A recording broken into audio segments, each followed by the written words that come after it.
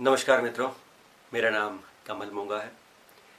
दोस्तों, आप में से कितने ऐसे लोग हैं जो अमेरिका में सेटल होना चाहते हैं या अपने बच्चों को सेटल करना चाहते हैं? मुझे लगता है आज एक व्यक्ति की चाहत होती है कि वो अमेरिका जाके बसे, वहाँ जाके रहे और अपने जीवन को जन्नत बना दे। लेकिन वहाँ जाने से पहले आपको ये पता होना चाहिए कि क्या वो जन्नत है या वो नर्क है। दोस्तों, मैं इसलिए कह रहा हूँ क्योंकि दूर के ढोल सुहावने होते हैं। जो लोग यहाँ से वहाँ पर गए हैं वो किस तरह का जीवन जी रहे हैं, या सिर्फ चकाचौंध नज़र आती है यहाँ से इसीलिए नंबर 1 है। आइए थोड़ा सा फैक्ट्स पर ध्यान देते हैं।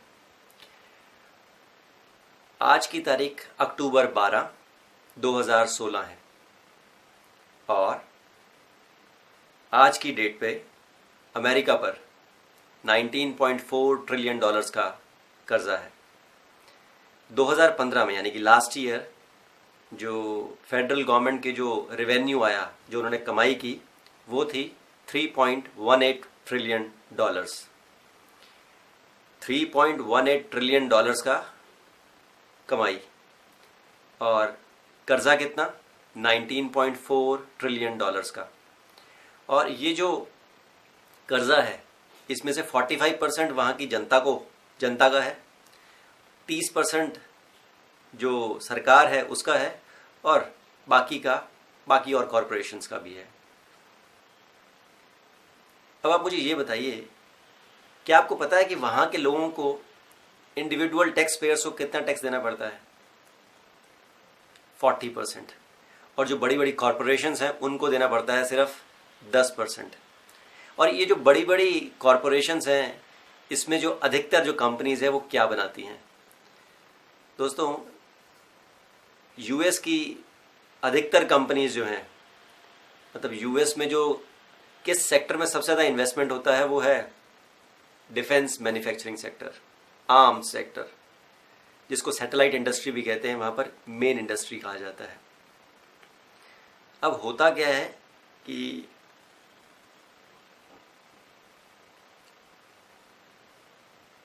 अगर ये जो वेपन्स बनाते हैं जिसमें मिसाइल्स, टैंक्स, सब कुछ, आप सब कुछ लेके चलिए,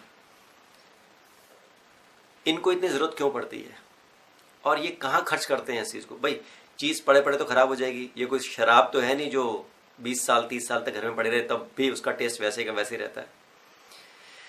जो हथियार होते हैं, अगर आप उसका यूज़ नहीं करोगे तो वो जंग खा जाते हैं। अब हथियार बने हैं तो कहीं ना कहीं तो बिकना चाहिए। तो अगर देशों के बीच में झगड़ा नहीं हो रहा है, लड़ाई नहीं हो रही है, तो लड़ाई कराओ, कुछ ना कुछ हालात पैदा करो, लेजिटिमेसी शो करो, मतलब दिखाओ कि हाँ, यूएस के ऊपर अटैक हुआ तो यूएस ने बदला लेने के लिए उस कंट्री पे अटैक कर दिया। ये इनकी पॉलिसी रही है। और आज भी अक्टूबर 12, 2016 को जब अमेरिका का जो डेट है वो वहाँ के जीडीपी का 104% है। जी हाँ, वहाँ के जीडीपी का 104% सिर्फ डेट है। तो यानी कि बहुत बड़ी मंदी आने को तैयार है और इस मंदी को अमेरिकन सरकार थर्ड वर्ल्ड वॉर करा के ही दूर करेगी। सेकेंड वर्ल्ड वॉर 1939 में हुआ। उससे पहले 1930 में, 1930 में ग्रेट इकोनॉमिक रिसेशन आया था अमेरिका और यूरोप में। उससे पहले 1907 में मंदी आई थी और 1914 में वर्ल्ड वॉर 1 हुआ। तो कुछ समझ में आया? अमेरिका में मंदी का आना और वर्ल्ड वॉर का छिड़ जाना और ये जस्टिफिकेशन देना कि अमेरिका पे अटैक हुआ। आपको ये प्लान नहीं लगता क्या? कुछ सब प्लान्ड है। और हम लोग चाहते हैं कि हमारे बच्चे यूएस जाके रहें, हम लोग चाहते हैं कि हम यूएस घूमने जाएं। दोस्तों, आपको पता है कि अमेरिका का मिलिट्री बजट 2015 का कितना था? 575 बिलियन डॉलर्स, 2016 का 583 करोड़, 2017 का इससे भी ज़्यादा है। अब ये लोग पहले से ही प्लानिंग कर लेते हैं कि राष्ट्रपति चाहे जो भी बने, मिलिट्री बजट बढ़ते ही जाना है। बढ़ाने का मतलब क्या है? यानी कि इनको अपनी मिलिट्री पावर को बढ़ाते ही जाना है। तो ये चाहे वो डेमोक्रेट्स हों चाहे वो रिपब्लिकन्स हों, ये दो पार्टियां वहाँ पर मेन हैं। मतलब दो बुरों में से आपको एक चुनना है। इस बार भी ट्रंप आए चाहे हिलेरी आए, काम तो उन दोनों का एक ही है, मिडल ईस्ट में प्रॉब्लम पैदा करना, युद्ध खड़े करना और अपना माल बेचना, ताकि ये लोग अपने रिसेशन से बाहर आ सकें और विश्व के करोड़ों मासूम लोग इनके मुनाफे के आगे सेक्रीफाइस हो सके। दोस्तों, इन लोगों की यही पॉलिसी रही है। अमेरिका कहीं से नंबर 1 नहीं है। अमेरिका नंबर 1 एक ही चीज़ में है, आतंकवाद को। मेरे को एक बात और समझ नहीं आती, 2001 में जो ट्विन टावर्स पे जो अटैक हुआ था, वो कहते थे कि उसामा बिन लादेन ने किया है। तो सालो, तुमने इराक पे क्यों अटैक किया? तुमने लिबिया पे और सूडान पे क्यों अटैक किया? उसका क्या कारण था? कोई है? कोई लॉजिकल जस्टिफिकेशन है क्या? दुनिया को मार मार के ही, उनसे कमा के ही तुम अपने आप को number 1 कहलाओगे? Today, I authorize the Armed Forces of the United States to begin a limited military action in Libya in support of an international effort to protect Libyan civilians. That action has now begun. I authorized military action to stop the killing and enforce UN Security Council Resolution 1973. We struck regime forces approaching Benghazi to save that city. Benghazi, Benghazi, Benghazi. We knew that if we waited one more day, Benghazi, a city nearly the size of Charlotte, could suffer a massacre that would have reverberated across the region and stained the conscience of the world. 1973 is predicated on the slaughter of civilians in 3 areas in this town. Our conclusion has to be that we haven't found any evidence or any reports or any stories of civilians being killed by government troops, either by bombing or by shooting in those. So my concern is that there was no bloodbath ongoing. There was no bloodbath likely in Benghazi. And instead, the civil war essentially was going to be over a month ago. But then NATO intervened, led by the United States. Today, I authorize the Armed Forces of the United States to begin a limited military action in Libya. President Obama exaggerated the threat. He exaggerated what Gaddafi said, in fact, misrepresented what Gaddafi had said. And so went to the courthouse in Benghazi to see where the February 17th revolution began. 9 months later, Gaddafi is dead and an Al-Qaeda flag flies over the courthouse. I guess this means the revolution is over and the battle for Libya begins. There's a Al-Qaeda flag flying over the courthouse in Benghazi in Libya, put there by the same group that we helped to oust the Gaddafi regime.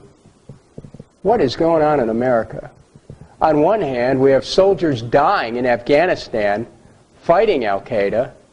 On the other hand, we just helped a group of people take over Libya, and the Al-Qaeda flag is flying over their capital city headquarters. What are we doing? It's time for America to get its story and its priorities straight about what we stand for as a nation. No more war pigs have the power.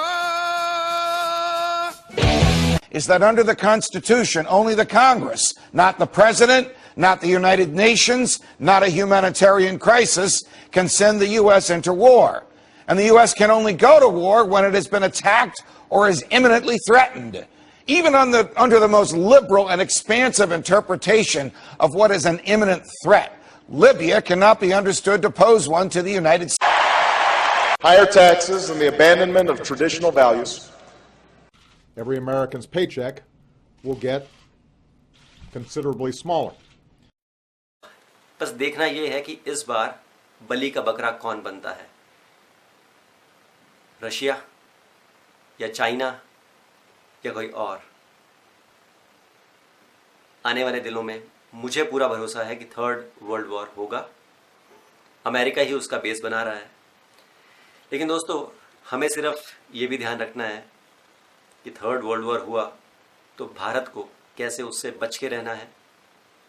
हमें world war में कूदना नहीं है, और जो इस दौरान परेशानियां आएंगी खाने पीने की, पेट्रोल की, डीजल की, उससे जो महंगाई बढ़ेगी वो ध्यान रखनी है।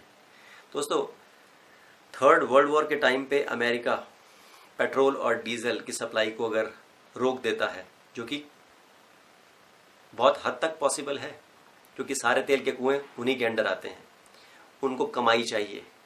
कमाई के टाइम पे आपको भी पता है कि अगर एक देश में पेट्रोल और डीजल नहीं है तो हमारे साथ क्या होगा।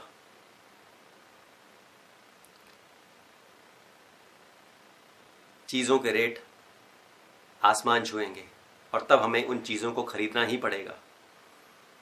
यहाँ से वहाँ जाना, ट्रांसपोर्टेशन की कॉस्ट बढ़ जाएगी।